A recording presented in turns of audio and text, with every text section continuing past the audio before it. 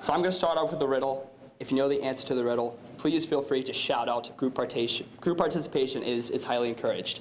So what stays in the corner yet travels all around the world? A stamp. Fantastic. You guys are very smart. Okay. The answer is a stamp, if you didn't hear that.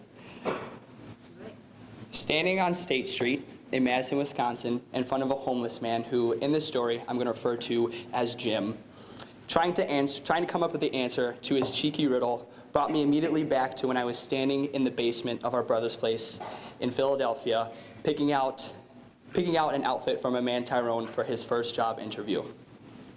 Now, a few months prior to this Madison experience, I had the amazing opportunity to travel to Philadelphia as part of the S&C Trips program, where 11 extraordinary young ladies and I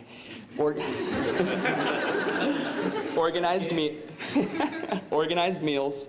We prepared meals, we organized donations, and we interacted with approximately 150 homeless men who were residents at our brother's place, which is a men's day shelter.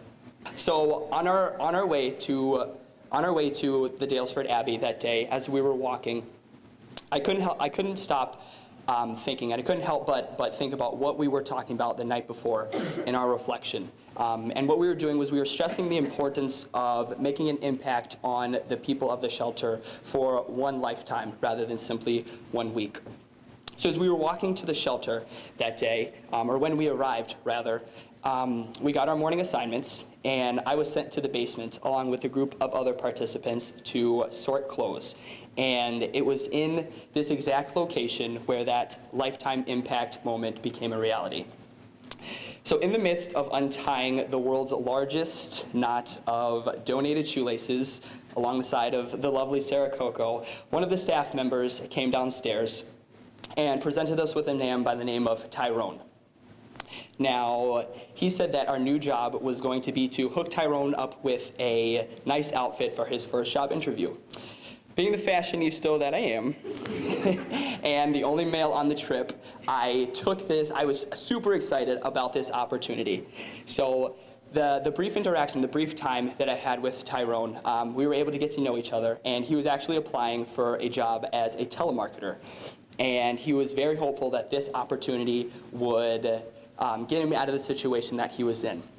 His positive outlook on life and his motivation was humbling and also very inspiring. It was in this brief interaction, in this time that I spent with him, that he became my little brother, and that I wanted to give him the very best that life had to offer. So as we were looking through the pants that was piled maybe about 5 high, I quickly realized that there's maybe one pair that's going to fit him, and let's just say that the pair of pants that was there, if he wore those, he would probably had a better opportunity fitting in at a Hawaiian beach wedding, because these pants, let me tell you, they were overly baggy, sand-colored linen pants, and he would have a better chance fitting at a wedding in Hawaii than a formal job interview. So, being the quick problem solver that I am, and also wanting the best for my new brother, I decided to say, hey, let me give him my pants. By the grace of God, it turns out that Tyrone and I wore the exact same pant size, and more importantly, the pants that I was wearing that day ended up coordinating particularly well with the burgundy shirt that we picked out earlier. After some gentle persuasion, he accepted my offer, and he took my pants for his interview. Now I'm going to be honest with you guys, okay?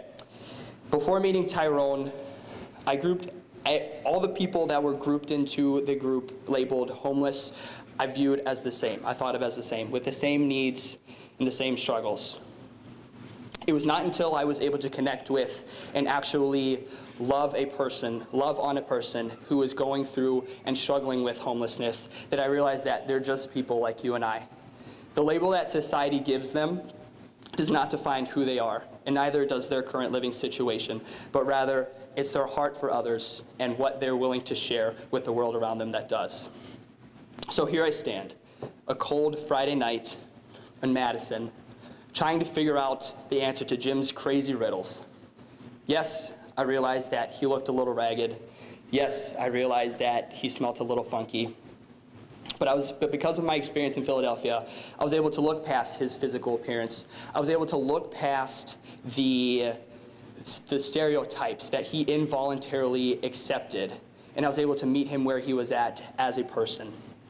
So after trying my hand at a few more of his riddles, I asked Jim if there was anything else that he would like before I left. And without skipping a beat, without batting an eye, his eyes lit up and he said, "A candy bar." So it was all we could do to rush across the street to the nearest convenience store and buy him his favorite candy bar, which ended up being a Reese's Peanut Butter Cup. I didn't give Jim money. I didn't give him a pair of mittens. I didn't present Jim with what I thought that he needed, but rather I took the time to interact with him and take him for who he was, so that I could realize what he actually needed, which in that moment ended up being simply a person to joke with and a midnight snack to satisfy his sweet tooth. In both cases, Tyrone and Jim, I gave of what I could. It wasn't about this grand act of heroic service where I was trying to save the world. We are called to simply love.